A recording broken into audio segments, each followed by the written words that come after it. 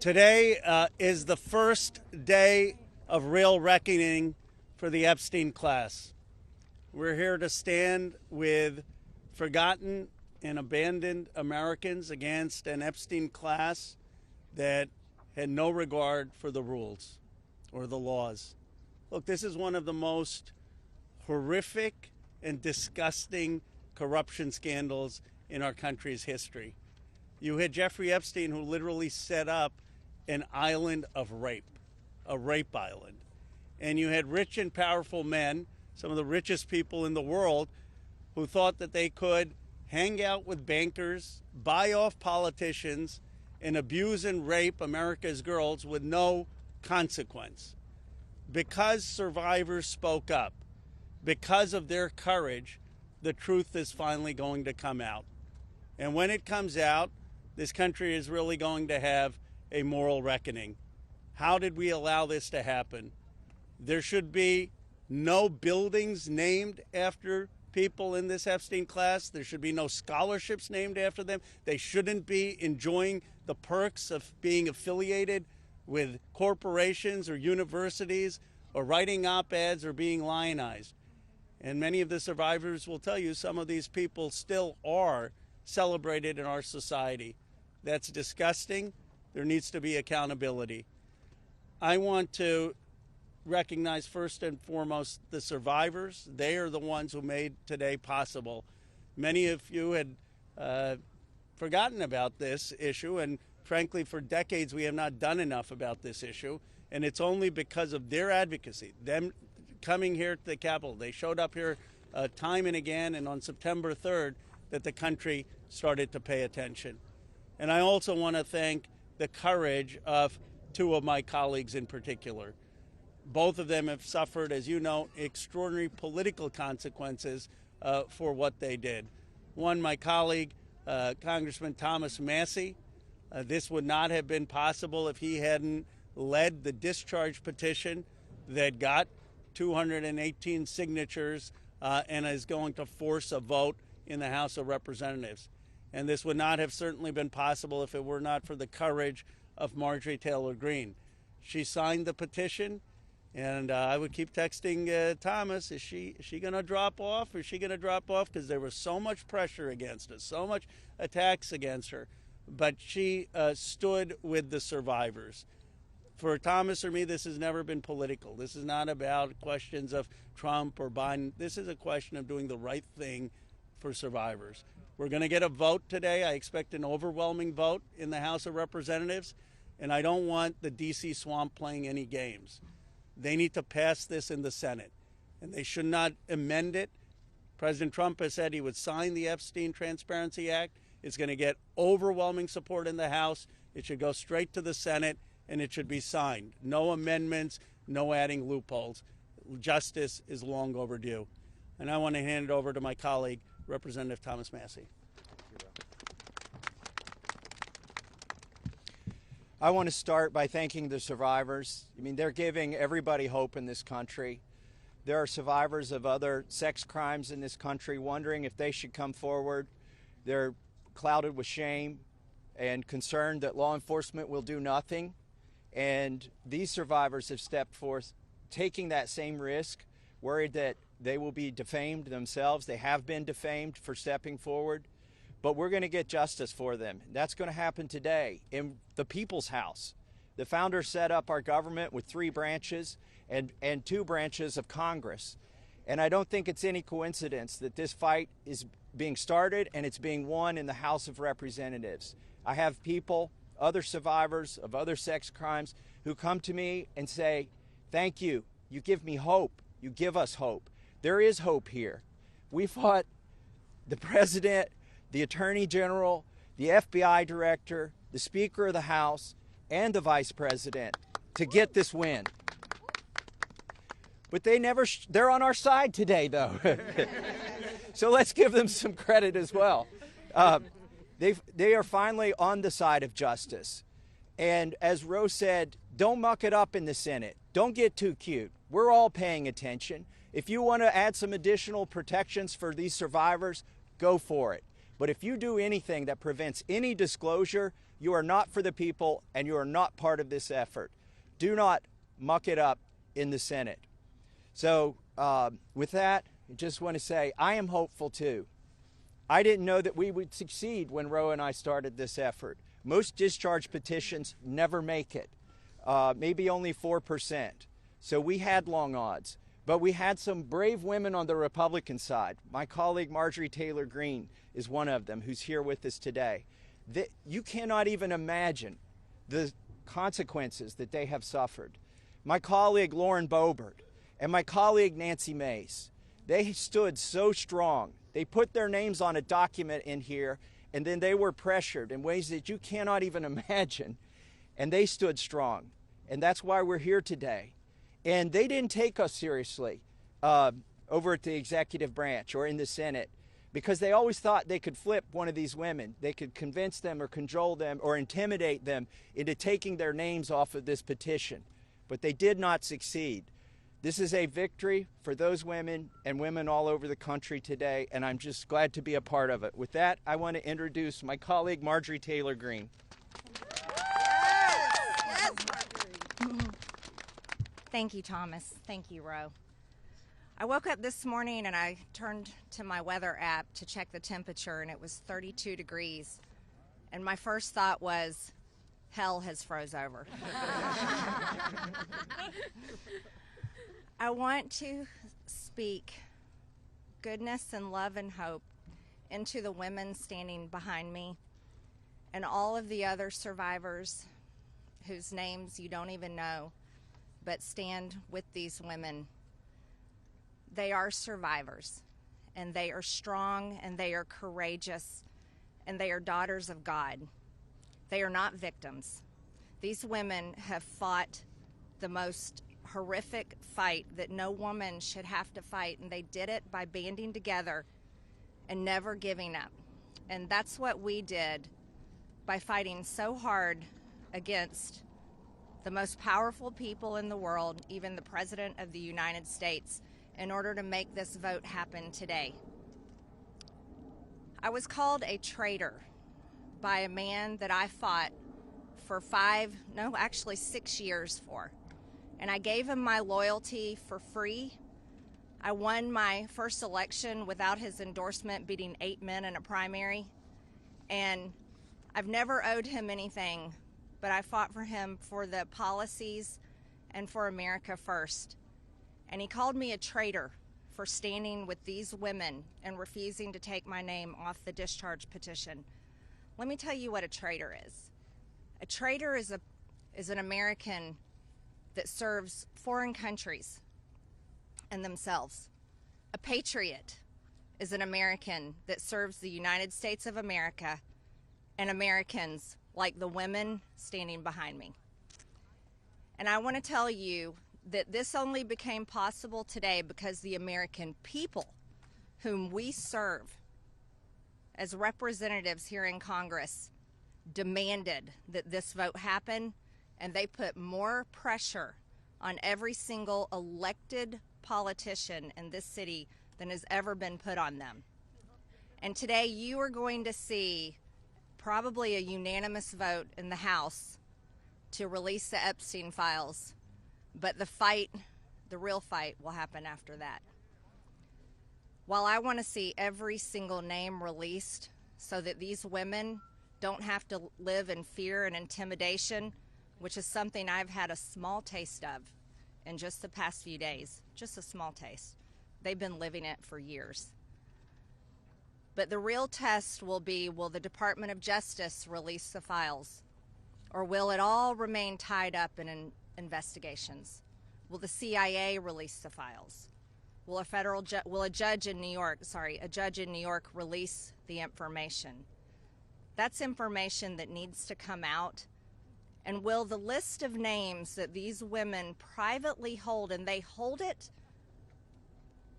because of their fear in their heart of what would happen to them if they release it on their own, will that list of names come out? That's the real test. So I want to thank Thomas Massie and Khanna for your bravery in doing something that is much needed in America, crossing the political aisle that has become bigger than the Grand Canyon in America. But these men crossed that aisle on behalf of these women. And that is more of what is needed today in America than ever in our history. So thank you so much. Who's next? Ro, I'll let you introduce. Thank you. Thank you. Thank you. Thank you, Marjorie, Representative Greene, for your courage and your words. Before I introduce our survivors, I just want to say that they will make their statements, and then you can ask questions of Representative Massie, myself, or Representative Greene, but we do not want people asking questions and cross-examining the survivors. They're here to tell their stories, and they should be heard by the American people with respect. Of course, Congressman Massie, myself, and Congresswoman Greene would be happy to answer questions after that. With that, let me introduce the survivor who's helped organize a lot of this, and will be telling her own story and introducing the other survivors. Haley Robson, thank you for your courage and leadership. Absolutely, thank you all. Oh, good morning. It's a little chilly coming from Florida, not used to it. I want everybody to take a look. I know everybody sees us today as grown adults, but we are fighting for the children that were abandoned and left behind in the reckoning. This is who you're fighting for. This is who Congress is fighting for. This is who the House of Representatives are fighting for, and hopefully the Senate will fight for us too. I want to kick this off right, and I want to address Marjorie Taylor Greene, Thomas Massie, and Khanna. I want to express my gratitude for all three of you, and I know, Khanna, we spoke earlier. This is an incredible thing that I'm watching as a Republican, and this is non-political, but for you to go against your own party and to be ostracized, there's no place for political violence, there's no place for intimidation, and I can say firsthand, stepping out against Epstein and his crimes against children, we have all experienced that ourselves. So for you to knowingly put yourselves at risk and put your career at risk is unbelievable to watch, and we are so grateful. I also want to make a proposition for Marjorie Taylor Greene, because you've been an advocate for this. If you decide to read those names on the House floor for immunity, I will be more than happy, no security needed. I will stand beside you. I will hold your hand. I will hold your coat in solidarity with you. And on top of that, I did talk to Jayapal, who said she would be more than happy to read those names too on the floor with all of us. It's time that we put the political agendas and party affiliations to the side. This is a human issue. This is about children. There is no place in society for exploitation, sexual crimes, or exploitation of women in society. There's no room for it, guys. We're not having it. And to the President of the United States of America, who is not here today, I want to send a clear message to you. While I do understand that your position has changed on the Epstein files, and I'm grateful that you have pledged to sign this bill, I can't help to be skeptical of what the agenda is. So, with that being said, I want to relay this message to you. I am traumatized. I am not stupid. I am traumatized. I am not stupid. You have put us through so much stress, the lockdowns, the halt of these procedures that were supposed to have happened 50 days ago. The Adelita Grijalva who waited to get sworn in, and then get upset when your own party goes against you because what is being done is wrong. It's not right. For your own self-serving purposes, this is America. This is land of the free. Land of the free. In 1863, we have a woman on top of the Capitol building represent freedom. I do not feel free today. I don't know if the women behind me feel free today. So I am begging every member of Congress, every representative, to step up and choose the chaos, choose the survivors, choose the children, protect the children. All children, you protect all of us equally. Thank you very much for your time. Following that, Lisa Phillips will be the next survivor.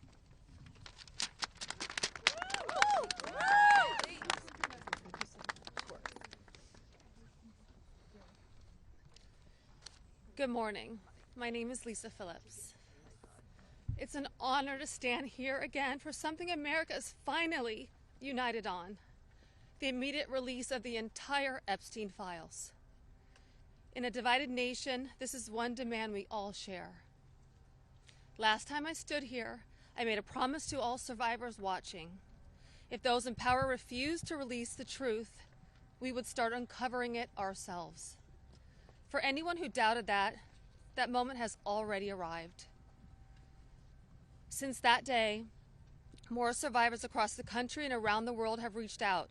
Text, emails, DMs, firsthand accounts, and evidence.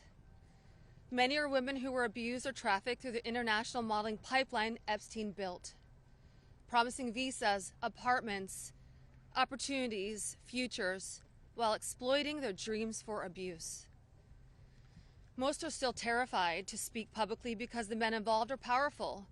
They're connected, and as we know, they're protected. For too long, survivors have watched others speak for us.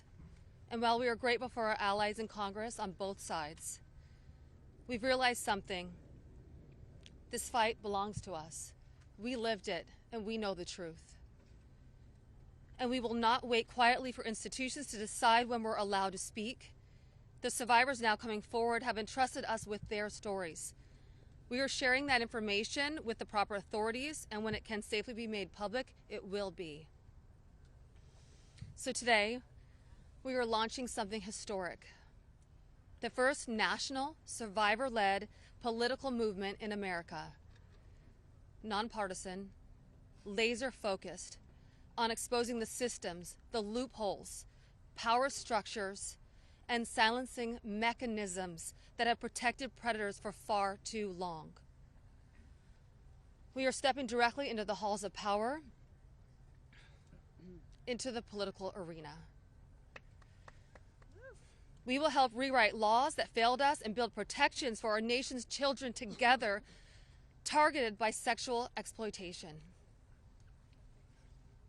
Together, today, survivors begin our own fight, the survivor revolution. And we intend to change this nation for the better. If you're a survivor who wants to join us, please reach out.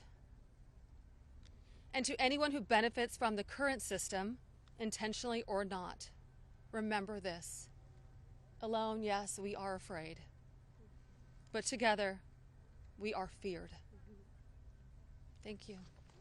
Good girl. Hello, everybody. I am Jenna Lisa Jones, and just as Haley, I would just like to give a little reminder that this was me at 14 years old. I was a child. I was in 9th grade. I was hopeful for life and what the future had held for me. He stole a lot from me at 14. So just a little reminder there for everybody. Sorry. So,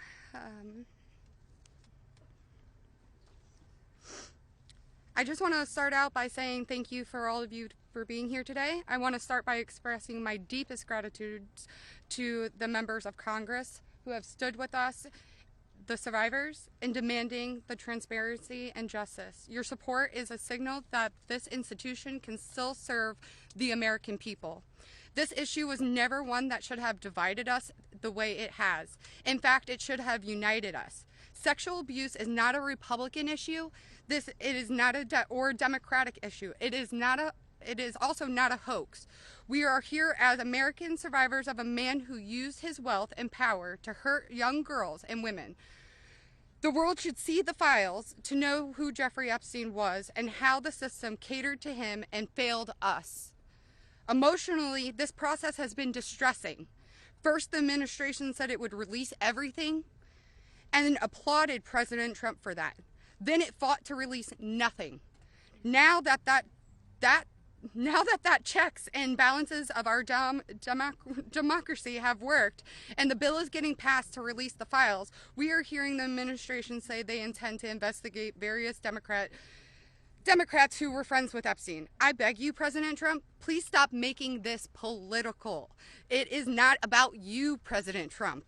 You are our president. Please start acting like it. Show some class. Show some real leadership. Show that you actually care about the people other than yourself. I voted for you, but your behavior on this issue has been a national embarrassment. It is time to take the honest, moral ground and support the release of these files, not to weaponize pieces of the files against random political enemies that did nothing wrong, but to understand who Epstein's friends were, who covered for him, what financial institutions allowed his trafficking to continue, who knew what he was doing but was too much of a coward to do anything about it. Jeffrey Epstein and Ghislaine Maxwell were able to recruit and abuse young girls and women. Then the country will learn nothing, and has horrible history will repeat itself if we do not do something about this. Thank you to the brave congressmen and women who have stood by us and recognized our side is the American side, and we should all be proud once again to be Americans.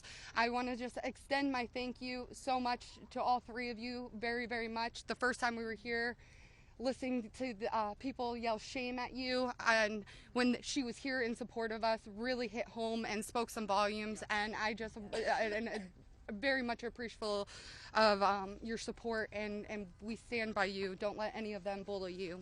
We're here for you. Thank you, guys.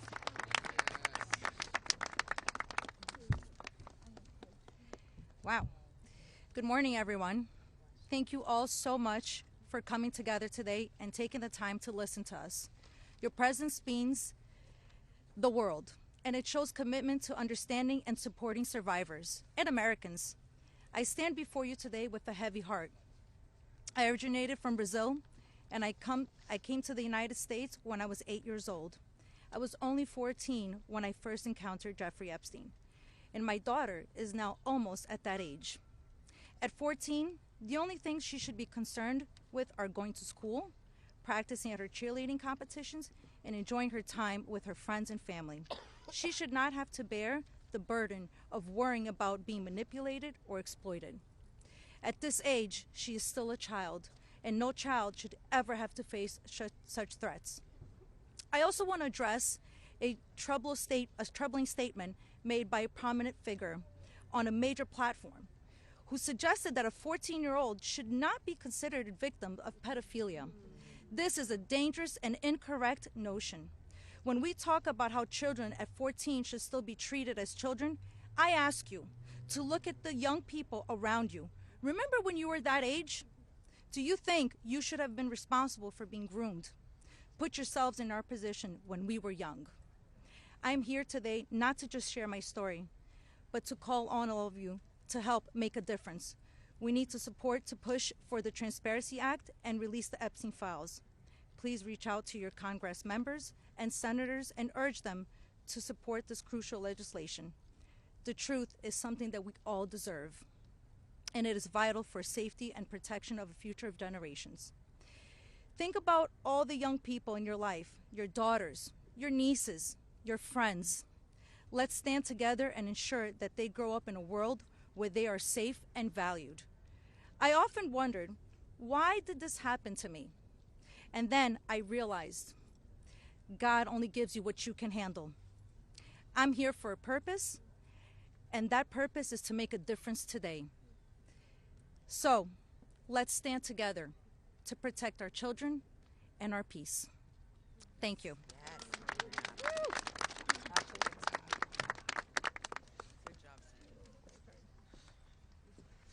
Good morning. I want to say a few things before I begin. My speech may not be great. It was thrown together last minute as I only came here, decided Friday, when one of us, who has spoken several times, decided she couldn't come because of the threats. She was too scared. So I want to say, when you threaten one of us, you're threatening all of us. Yep. We are together now, and that's never going to change. This is me At 16, when I met Jeffrey Epstein. Now I'll start. It is an honor to stand here before the American people. However, I shouldn't have to stand here at all. I'm here because as a child, I was pulled into Jeffrey Epstein's world, a world built on exploitation and manipulation of innocence and the protection of powerful men and women who believed that they were untouchable. Today, we'd rather be preparing for the holidays. We'd rather be at home with our families, baking with our children and decorating the Christmas tree as we try to move past this horrific moment that has impacted our entire adult lives. However, that's not possible because it's become something it should have never been, political and sensationalized. The truth is simple. We were victimized as children and failed repeatedly by the very system that was supposed to protect us.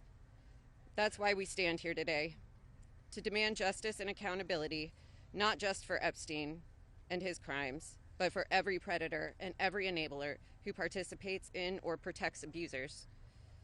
The Epstein case was gravely mishandled consistently and deliberately over many years.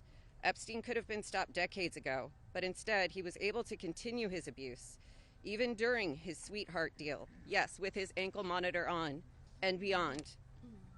A deal that protected him and silenced us. While I was a child fighting to survive what happened to us, federal prosecutors were negotiating ways to shield powerful adults. And the failures didn't stop there.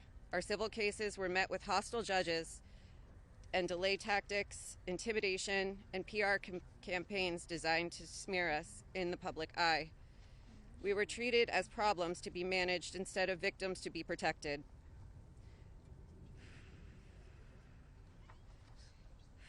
Today, something has changed. Individually, our voices were whispers. Together, they've become impossible to ignore. We are encouraged to see elected officials from both parties, thank you, come together and finally take action to release the files. I'll leave it there. Thank you. Good job. Yes, Ashley. Good morning. My name is Wendy, and I'm standing here today with a truth that still scares me to say out loud. I'm going to put this down because I can't hold both, as you guys saw, but that was me when I was 14 when I met Jeffrey Epstein. None of us here signed up for this political warfare. We never asked to be dragged into battles between people who never protected us in the first place. We are exhausted from surviving the trauma and then surviving the politics that swirl around it. When survivors travel to speak, to advocate, to stand for the truth, we do it with our own money, from our own pockets, carrying our own fear, shaking in our own bodies. There is no team, there is no paycheck. It's just us hoping our voices make a difference. And it puts a pit right in your stomach because you know you're standing on the right side of history. Yes. But standing on the right side of history is not a comfortable place to be. Yep. It never has been. And in a sick, heartbreaking way, it's an honor to show up, an honor to speak here, and an honor to stand in light when the world tried to keep us in the dark. And what keeps me standing is, even with all this fear, I have a 14-year-old daughter myself, the same age I was. And when I look at her, I see the little girl I used to be, the one that no one protected. My greatest fear in this entire world is history repeating itself. And I will do anything, absolutely anything, to make sure that she has to never be one of these girls standing in front of a crowd like this today in her life. So today, from the safest and bravest places inside myself, I am asking Congress, please pass the bill. Please release the records. Stop making survivors fight alone for the truth that should have protected us in the first place. To the representatives that support us, thank you. Thank you for standing beside survivors so we don't have to face this fear alone. Thank you for choosing what is right over what is easy. And every survivor who is scared right now, your fear is real. Your courage is real, and even though we're terrified, we keep showing up. Because someone has to tell the truth. Someone has to protect these children. We deserve safety then, we deserve it now. And we are done being afraid so others can stay comfortable. So with that, I want to say thank you guys for having us. And I just hope that people can remember that as survivors, our story never leaves us, but the choice that you make to pass this bill, your career is in front of you, and that choice will follow you. Everybody will know. So, thank you. Good job. Well said. You're incredible. Hello, everybody. My name is Danny Bensky. This was me at 17 years old.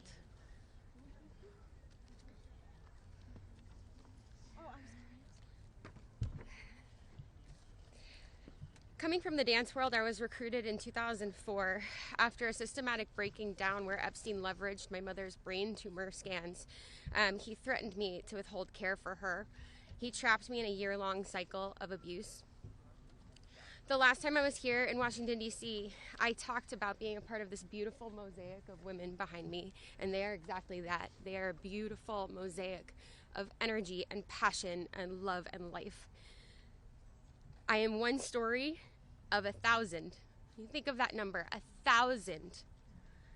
I spoke of how big our hopes and dreams once were, and I talked about how they were completely shattered at the hands of Ghislaine Maxwell and Jeffrey Epstein. Now, I look at this amazing community behind me. They are survivor sisters. We are together. We stand together in this. And I realize that we are a representation of women across America. We come from different backgrounds. We have different religions. We are different races, different creeds, different ethnicities. We have different political affiliations. Some of us don't want to be political at all. And yet we stand here together for this cause. We're united in the call for transparency, complete transparency, to find justice. Justice for our younger selves. These pictures that you see, they're real people. I wish I could go back and give my former self a hug and say, this matters and it's going to change, and mean it.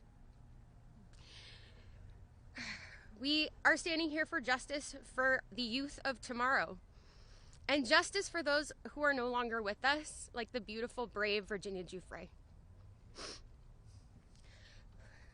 We understand that the road is long, but I implore you to stay the course, please. Living in an age where you can get news in 10-second clips on your phone, I know that this is a big task for us, but it's a very personal one for survivors. It's a very personal one for us as a country. So I'd like to ask you to try something right now. I'd like everybody to close their eyes or soften their gaze just for a moment, and I want everybody to think of a child that is close to them between the ages of 14 and 18 years old.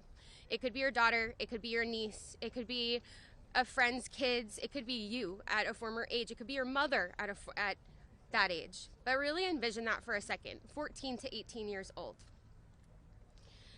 Once you think of that person, I want you to think about what they feel like. What is their energy? What do they smell like? What sound do they make when they laugh? Really think about that child just for a moment.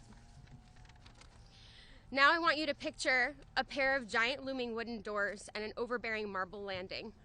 Those are the doors to Jeffrey Epstein's house. Do you allow that child to enter or not? If the answer is yes, you would allow entrance. You stand with predators. If the answer is no, then congratulations, you're on the right side of justice.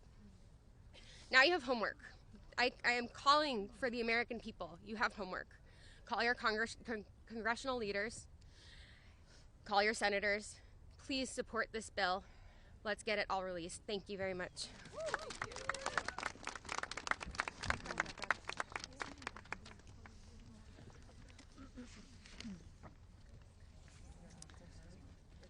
Good morning. My name is Annie Farmer, and this is a photo of me and my sister Maria Farmer around the time I was 16 and she was 25. That's how old we were when we were abused by Epstein and Maxwell. Survivors have repeatedly stated that our pursuit of transparency and justice is a nonpartisan issue. But given the political noise surrounding this case, I just want to remind people of some of the facts. In 1996, when my sister, Maria, bravely blew the whistle on this group by reporting to the FBI what Epstein and Maxwell did to both of us, they hung up on the phone on her, and there was no follow-up of any kind. Bill Clinton was president. In 2006, the FBI came to us, finally interviewed us, and asked us both to be witnesses against Epstein. We were very anxious, but we agreed. And then we didn't hear back from them due to their infamous sweetheart deal. George W. Bush was president. In 2015, when the DOJ was sent FOIA requests for Maria's FBI files, and they were denied, as they have been many times, Barack Obama was president. In 2019, when Epstein died in prison due to either negligence or foul play, Donald Trump was president. In 2023, Maria's attorneys sent a letter on her behalf to the government, requesting an investigation into the repeated law enforcement failures in this case, similar to what was done in the case of Larry Nassar. They declined to do so. Consequently, my sister filed notice that she would be suing the government for failing to uphold its legal, ethical, and moral duties in this case. Joe Biden was president. This year, after campaigning on a pledge to finally release the files, under Trump's second presidency, the DOJ announced they were closing the investigation into Epstein's co-conspirators, and then transferred Ghislaine Maxwell into a prison camp, where it is well documented that she is receiving special treatment. This is not an issue of a few corrupt Democrats or a few corrupt Republicans. This is a case of institutional betrayal. Because these crimes were not properly investigated, so many more girls and women were harmed. My sister, because of her bravery, was repeatedly threatened and lived in fear, with dire consequences for her health and her career. 30 years later, even as oceans of allegations and obvious truths have emerged, the government has still not chosen transparency. This is why we have all come together as one united voice to demand the release of all the Epstein files and to finally bring the truth out of the shadows. Yes.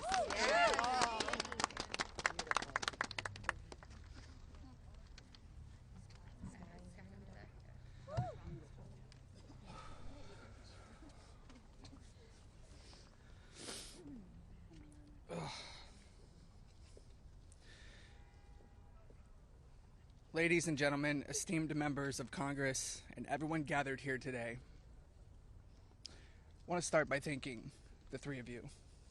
Thank you. It takes a lot of bravery to do what you're doing. We hear you. We see you. It means a lot for you to be here with us, and I know my sister would be incredibly proud. This is the moment she was fighting for and the moment that all survivors are fighting for, so thank you. My name is Sky Roberts, and I stand before you as the brother of Virginia Roberts Giuffre, a warrior, a mother, and a sister whose legacy will forever resonate in the hearts of those who understand the fight against injustice. Today we find ourselves in a place of deep sorrow, shattered by the loss of our beloved sister.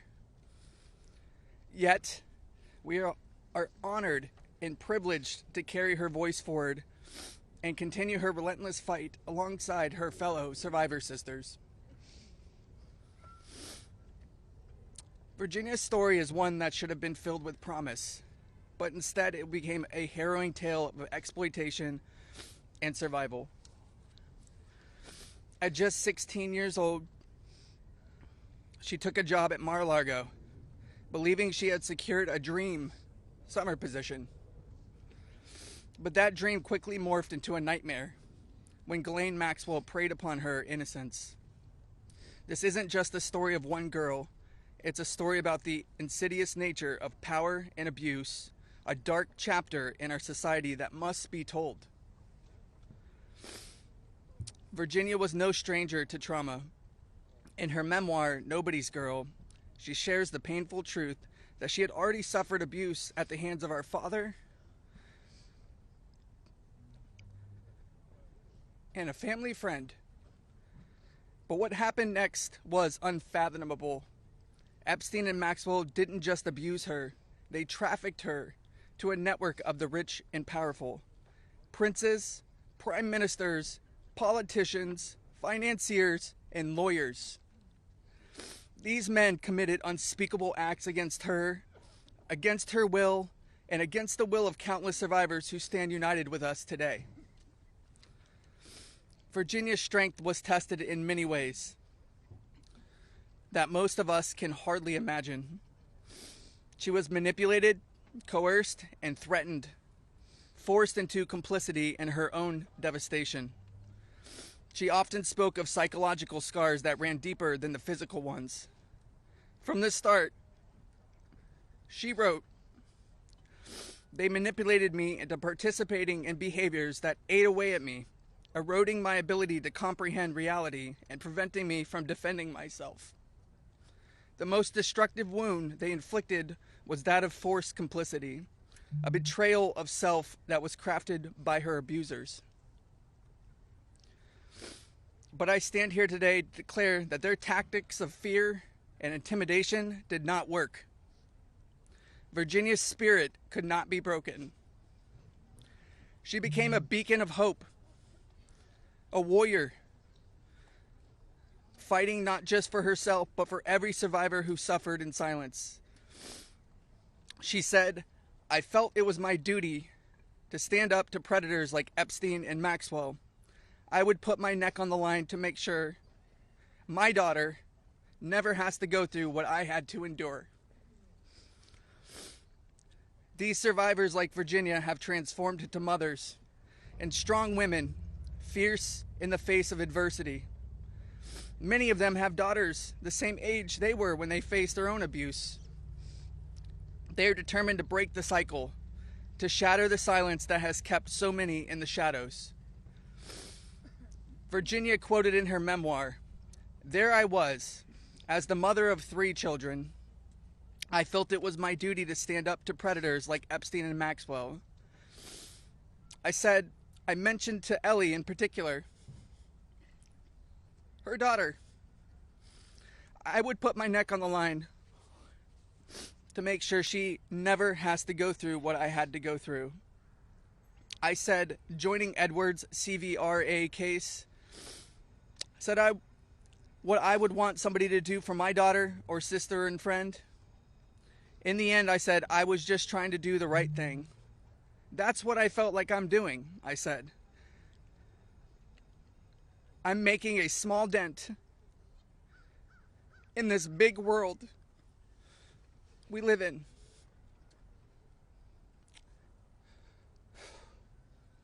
Well, sissy,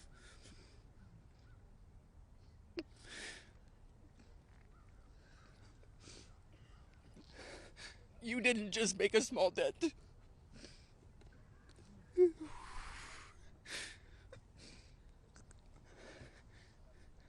You made a monumental impact, a resounding statement that echoed across the world.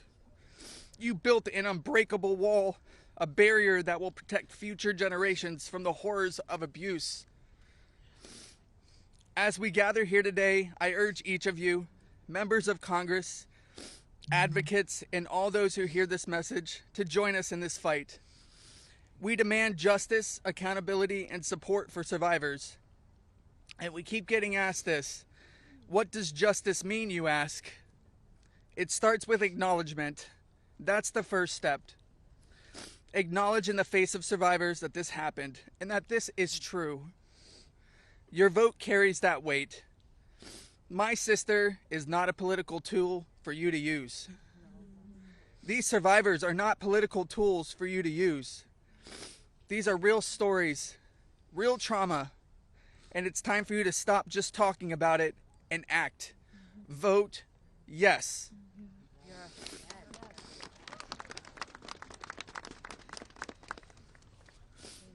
Virginia's legacy is not just hers. It belongs to all of us who stand against injustice. Together, we will ensure that the voices of survivors are heard, that the truth prevails, and that the horrors of the past are never repeated. Thank you. Thank you for listening, and thank you for standing with us. Together, we will not let Virginia's fight be in vain. Together, we will not let the predators win. Together, we will be the change this world desperately needs. Yeah. Thank you.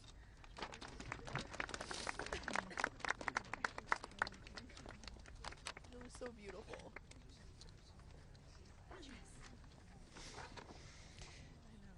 This is me when I met Jeffrey Epstein in 1991. I always share the date when I talk about my story because people rarely acknowledge how long this has actually been going on. And for too long, truth has been buried, survivors have been silenced, and powerful people have been protected. And today we stand in a moment that will decide whether our government still belongs to the American people or to those who prey on them. Because when mountains of evidence and decades of victim reports across 5 administrations still lead to sweetheart deals or no prosecution at all, this isn't just one case gone wrong. It's an institutional failure on a historic scale, and every member of Congress and this administration must answer for that failure. Millions of sexual abuse survivors know the pain of speaking up and watching the institutions that are meant to protect them look away. We're not alone in this. Epstein may be the headline, but the betrayal reaches every corner of our country. And if our justice system can collapse this completely for so long, then Congress cannot pretend that the system is working. Not for us, and not for the generations that will live with the consequences of what they choose now. One long overdue step towards repairing this damage is the Epstein Files Transparency Act. Because without transparency, there's no accountability. Without accountability, there is no justice. And without justice, democracy dies. Yeah. So representatives, you have a choice to show millions of Americans whether you stand with us or with the powerful predators that are counting on your complicity. Thank you. Yeah, good job.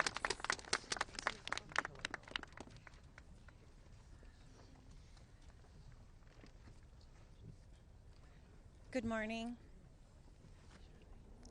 This is me. This was me. My name is Charlene Rochard, and I stand before you today not as a victim of rumor or conspiracy, but as a survivor of Jeffrey Epstein's abuse. Far too long, survivors like me have been dismissed, silenced, are told that our pain was exaggerated or fabricated. Let me be clear. This is not a hoax. Yes, it's not. What we endured was real, and it has scarred lives across 5 presidential administrations. The truth has been buried in sealed files and hidden records for far too long. The Epstein Files Transparency Act is not just about survivors. It's about America itself. How can we keep America great if the principles the nation was founded on, that power belongs to the people, is not protected? No one, no matter how wealthy and well-connected, stands above the law. If we cannot face the truth, then we betray the very ideals that defines us as a country. By passing this act, Congress has the chance to prove that truth matters more than privilege, yes, that justice matters more than influence, and that America has the courage to confront even the most uncomfortable realities. This is not just about survivors. It's about every American who believes in accountability, fairness, and the promise of justice.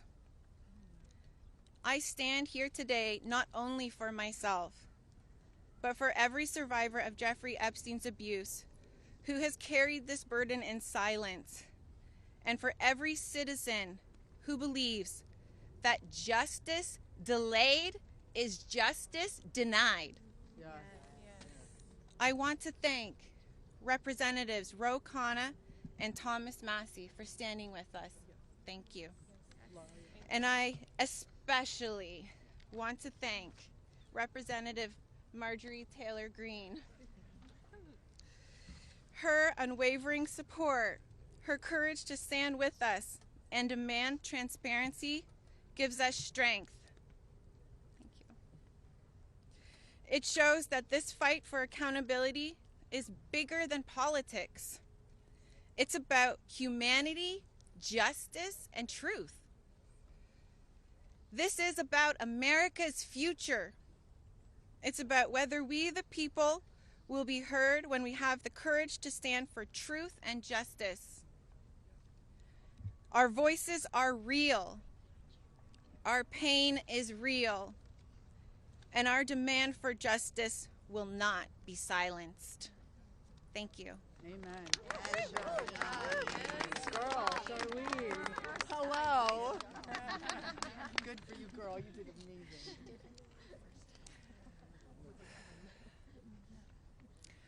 My name is Laura Bloom McGee. This is my first time speaking publicly about my abuse. As a young woman in New York City, I was pursuing a modeling career and building a life of giving back through my philanthropic work. Instead, I was intentionally groomed and became part of an international model sex trafficking ring that was led by Jeffrey Epstein. I was sexually and mentally abused by Jeffrey Epstein. He used my dreams and vulnerabilities to silence me. Today, I am here to break that silence. Sex trafficking and sexual abuse are crimes against human beings, not political talking points. For too long, Epstein's abuse was an open secret, with his network remained protected. Evil thrives in darkness. We must shine a light on every corner where it hides. Nothing should be off limits in the search for truth. Please vote that everything in the files be released. Let investigations proceed without obstruction. Demand oversight and deliver justice. The government must never side with predators. I come as one survivor, but I stand here for everyone who prayed for me, who believed in me, and who hoped for me. To my fellow survivors, your courage brought me here. We are more than victims. We are mothers, daughters, sisters, friends. This is not a hoax, and we will not be erased. Shame on any elected official who obstructs truth and justice for the American people. Thank you. Amen, Laura. Yeah, girl. My name is Liz Stein. In 1994, I was a senior in college, just 21 years old. I had aspirations of attending law school after graduation, and it looked like I had a bright future ahead of me. 1994 was also the year I met Ghislaine Maxwell and Jeffrey Epstein. My involvement with them changed the trajectory of my entire life. The Epstein files are not about loyalty to any one political party. They're evidence of a crime. We stand here today, victims of the crime of sex trafficking. I'm here today speaking both for my 21-year-old self and for the countless number of people who have experienced sexual violence. When I am asked what I would tell my younger self if I could say something, I say that I would tell myself to tell someone. And if they don't listen, to tell someone else. And to just keep telling until someone listens. And even if nobody listens to you, you should be proud of yourself because you stood in your uncomfortable truth when others could not. And that is true bravery. We stand here today as survivors, part of a sorority that none of us asked to join. We have told our stories over and over and over. Now it's time to see who was listening. We ask that you vote to release the files, all of them, so the victims of this crime can finally see justice. Thank you. Amen. Yes! You go, girl.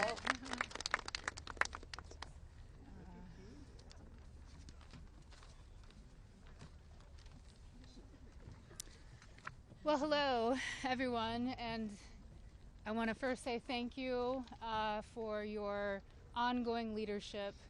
I know it must not be easy thing to do, much like it's not easy for us to be doing this, so I guess we're in this together, so thank you so much. I feel like our courage has, we're reflecting, mirroring courage, because that's what it takes to do this, right? So this was me at 22 years old.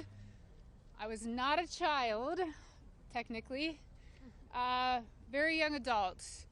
I imagine most of you here can relate to the mindset and to be 22 years old.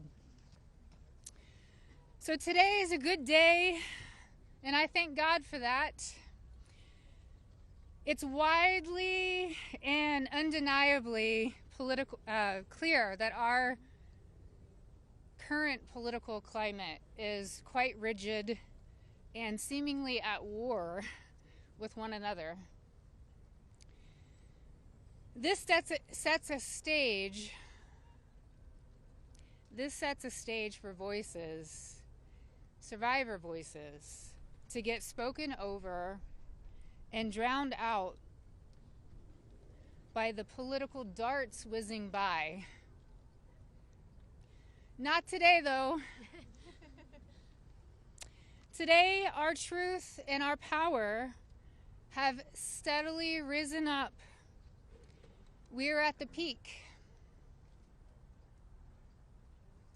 Our voices prevail today. Our voices initiated the coming together of both political parties. That's pretty big, I think. Republicans and Democrats, we all stand together today. We all stand together for justice, and we must continue to do so to protect the integrity of our country and our democracy. Truth and justice must prevail. The children today are those that will lead this nation one day. Think about that. What does that mean to each of you? If anyone doubts that this does not directly contribute to the fate of our country and democracy, I challenge you and I urge you to think again. Our voices are a fundamental pillar of future generations. Today, that's what we stand here for. Accountability, action, and justice. Let's get this vote done today. Let's send it through the Senate and straight to President Trump's desk for signing. I'd like to be there that day that he signs. I'm sure all of us would like to be there.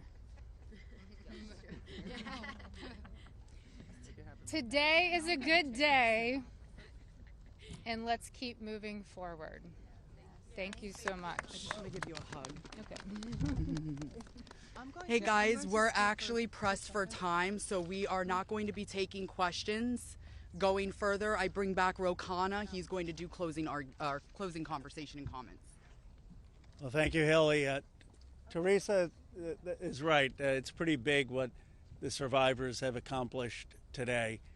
And I just want to say how eloquent, strong, and admirable they were. Let's give them a round of applause for their courage. Thomas and Marjorie and I will take a few questions from people who haven't. Yeah. Go ahead. Is basically right now calling on the Senate to make revisions to this bill because he says it doesn't adequately protect the survivors, the victims that are standing behind you. Your response to that? That's been a red herring all along. The survivors have always been in favor of this legislation, and there's a provision in there you can read if he would just read it that protects them.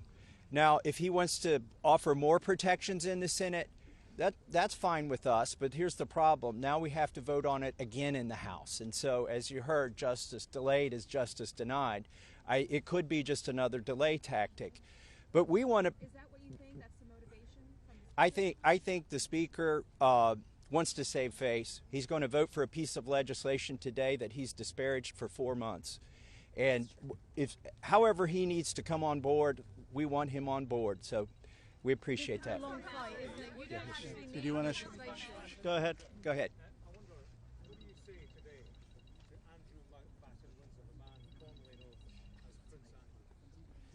Well, you know, there's becoming a reckoning in Britain that needs to happen in the United States.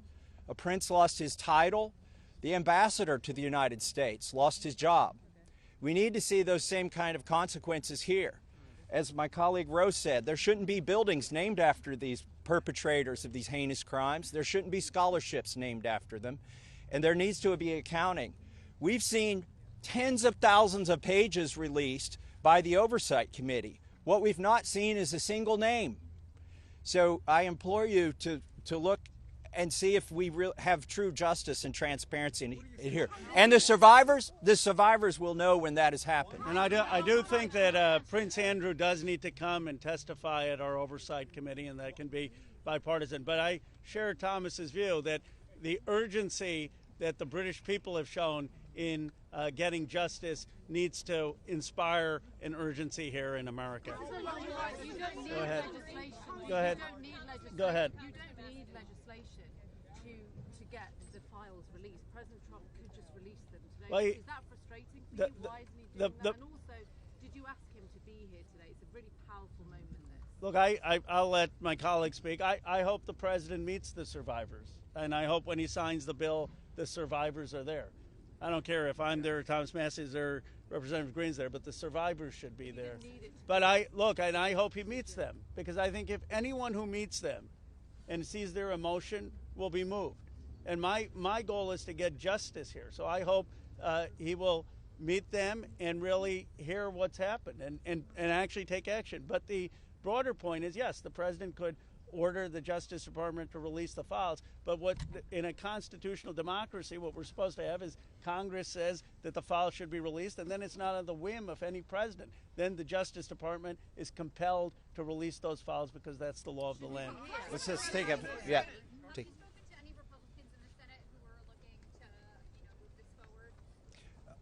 So Senator Merkley is a Democrat. He's led the exact same legislation that Roe and I introduced in the House.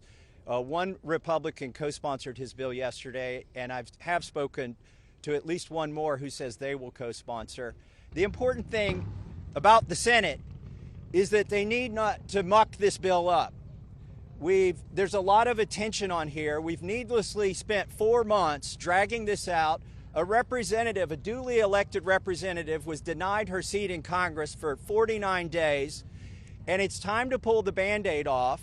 The Senate, it may be tempting for them to get cute and to do things that will limit the release of these documents. They are afraid that people will be embarrassed. Well, that's the whole point here. They need to be brought to justice, and embarrassment is no reason to stop it. So the Senate, John Thune, it's up to him. He needs to bring this to the floor of the Senate, and I think the vote today will show that in the House. And the president, look, the president has said he would sign the bill. You're going to get almost a unanimous vote here. So you have the president and a unanimous Congress believing that this protects the survivors and is calling for the release. There's no reason for the Senate now to, as Representative Massie puts it, muck around with it. They need to put it up, have a vote, have the president sign it. If there's any further protections, they can do that through the DOJ process. But what they should not do is delay a vote on a bill that the House is going to vote overwhelmingly for and that the president supports. On the release of these files, Councilman Greene, you raised the question of whether or not the Justice Department will actually release these files. Do you take the president at his word when he says he's going to sign this bill, and do you have confidence that these files will actually be released? I only take people's actions seriously, no longer words. And what do you think the president's And I'll tell you, because I wasn't a Johnny-come-lately to the MAGA train. I was day one 2015, and there's a big difference in those Americans and those that decided to support President Trump later on. And I'll tell you right now, this has been one of the most destructive things to MAGA, is watching the man that we supported early on, 3 elections, for people that stood hours, slept in their cars to go to rallies, have fought for truth and transparency and to hold what we consider a corrupt government accountable. Watching this actually turn into a fight has ripped MAGA apart. And the only thing that will speak to the powerful, courageous women behind me is when action is actually taken to release these files, and the American people won't tolerate any other bullshit. That's where we are today. Thank you. Go ahead. Last, 2 more questions, and then we're around all day. Is this a watershed? How would you sum up today in terms of your battle to get to the truth? I would say that these survivors have been fighting for decades, and they finally are being heard by the American people, and we're finally going to have a reckoning for this Epstein class that has gotten away with horrific things. Look, I grew up in Bucks County, Pennsylvania. People went to church, they played Little League, they went to their neighbors for barbecue. They didn't go to a rape island and abuse young girls or traffic young girls. And people with extreme wealth have thought that the laws don't apply to them, and their culture is totally out of touch with the values that built America. And finally, we're going to have a reckoning over it. How worried are you? Let's take the lady here. Let me ask you this. You said you wanted this to go straight to the Senate. What message does it send to the survivors behind you if the Senate doesn't act quickly to move this bill forward? Well, they're not here. They're not going to answer questions, so I'll answer a question. I prefer, actually, it goes straight to the president. He can release these files without the Senate acting. Sometimes they take a long time to get things done. The House figured out a way to take 4 months to get this done. I think it's disrespectful to the survivors if they delay this. There's nothing more important than cleaning out the rot in this country. And this is rot, and it's not a partisan issue. And the senators need to get on this. Yes, the economy is important. Yes, international policy is important, but there's nothing more important than getting to this rot and cleaning it out. They should put it at the top of their agenda. As you know, there's a provision in the bill already that would allow the DOJ to not release certain information if it would jeopardize an active investigation. And the president just last week ordered his DOJ to conduct an investigation. What makes you think you would actually, if this bill passes, see these files? There are 1,000 survivors. They can't open enough investigations to cover up everything that's in these files. And yes, it's true they can try to protect a few certain people or a few certain companies, but those investigations will eventually end. And in the meantime, there's not enough investigations to cover up 1,000 different crimes, 1,000 different rapes, 1,000 different sex trafficking instances. And this is not a moot point, even though they are doing that. And once this bill is signed into law, any career official at the DOJ or the FBI who does not comply with the law is at legal risk. It's no longer just up to the president.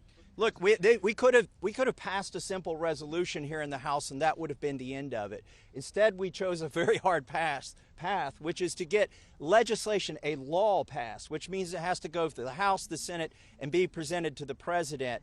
And that will have the force of law. They will be breaking the law if they do not release these files. Thank you very much.